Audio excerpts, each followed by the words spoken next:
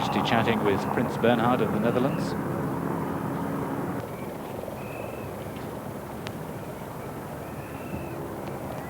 Field Marshal the Lord Carver, himself a veteran of D-Day.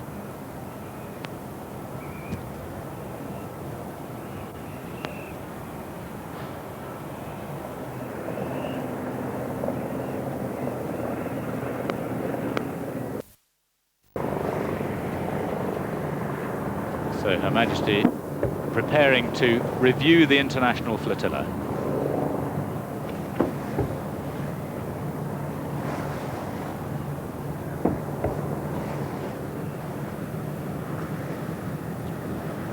The view from Trinity House Vessel Patricia as she leads the Royal Yacht along the review line. Royal Yacht still making her way out into the centre of the channel. In fact, just checking the chart to make sure that the captain knows he's in the right place.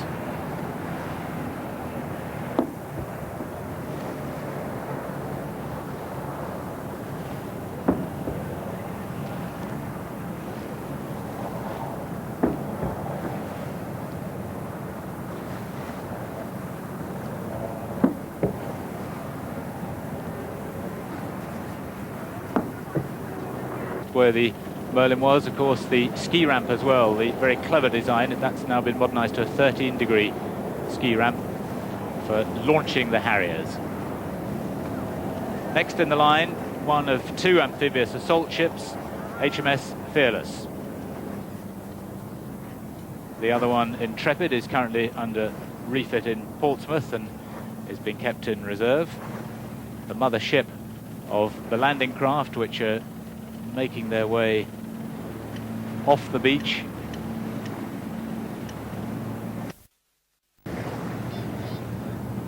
One of 7 Iwo Jima-class amphibious assault ships of the US Navy. Another quite old ship, this one commissioned in January 1965, modified in 71. Has a capacity for 20 CH-46C Knight or 11 CH-53C Stallion helicopters, can also carry Harriers. Guam, named after a major American amphibious operation that took place on the other side of the world in the Marianas in June 1944, shows how the technology of amphibious landing has improved over the years. Although she can and does lower landing craft over the side, her main role is landing troops by helicopter. She carries up to 20 helicopters of various shapes and sizes. She can operate 7 of them at any one time. And this kind of landing technique, actually pioneered in part by the Royal Navy in the Suez operation in 1956, gives landing forces much greater range and striking power. And other VIPs on board include the Secretary of State, Warren Christopher, the Secretary of Defence, Dr. William Perry, and SACEUR, the Senior Allied Commander Europe, General George Julwan, who really is the modern Eisenhower, who went on to be SACEUR in the 50s. I think it's of great political significance that this ship has come, and also that she has all these people on board. The aircraft carrier is now perhaps more important than it's ever been as the key power projection asset of the United States. What we're commemorating today is an exercise in power projection, one of the most important in the past, but still, obviously, the United States needs to project power ashore at various times, and it has chosen the carrier as its main instrument of doing this.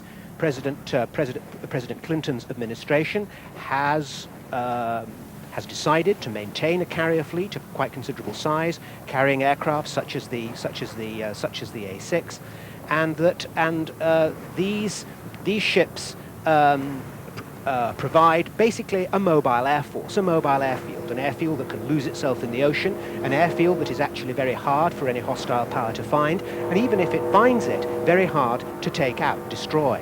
These are still very heavily armoured ships. The Americans learned all the lessons of the Second World War, that lightly protected carriers are extremely vulnerable, and now they give carriers powerful armoured decks and armoured hangars like we did to our carriers in the Second World War, and these huge carriers are extremely powerful, extremely invulnerable, and key assets for the United States.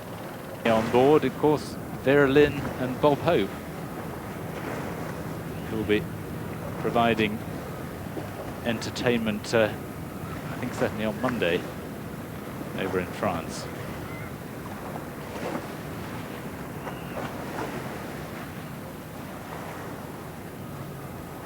And just like her predecessors, the great queens, the QE2, of course, has also experienced war at first hand, albeit on a rather smaller scale.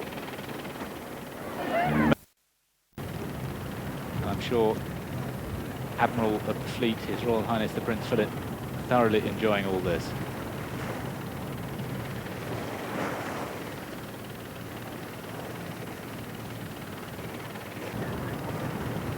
Three Lynx Mark 9 light battlefield helicopters.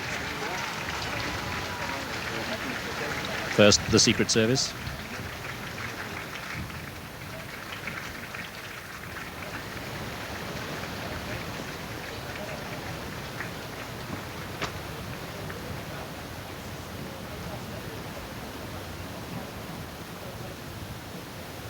There they are, the Secret Service, making sure that the President's safety is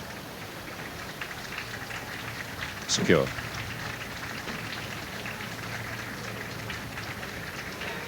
Mrs. Clinton first, and the crowd standing, clapping, applauding.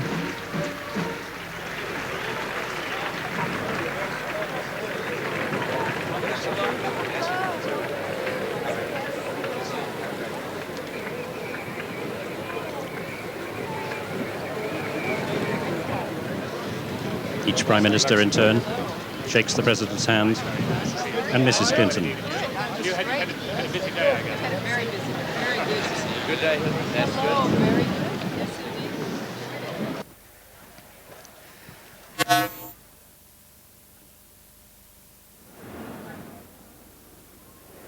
The demo parade, the parade started a few minutes ago, and the first ship that you may have seen was the French patrol China. Then, And there they are, taking their place, President Clinton and Mrs. Clinton. They will be sitting next to the President of the Republic, François Mitterrand, and his wife. Is Her Majesty the Queen. Arrivée de Sa Majesté la Reine Elisabeth II, Reine de Grande-Bretagne et d'Irlande du Nord. Arrival of Her Majesty the Queen of Great Britain and Northern Ireland, Her Majesty Elizabeth II. And behind her, of course, His Royal Highness the Duke of Edinburgh. Greeting the British Prime Minister, Jim Bolger, Mr. Keating, and Mr. Arsenis. And that's Monsieur Dehaene from Belgium, shaking the Duke's hand. Finally, Monsieur Arsenis of Greece. And Her Majesty mounts now the presidential tribune, as it's called here, to take her place.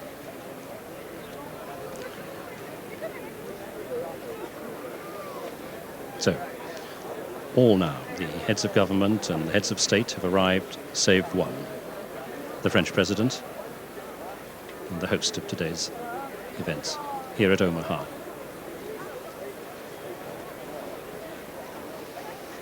And there, the two queens, Queen Beatrix of the Netherlands, the Duke of Edinburgh, and Her Majesty the Queen, chatting in an animated fashion. Of course, they do know each other extremely well.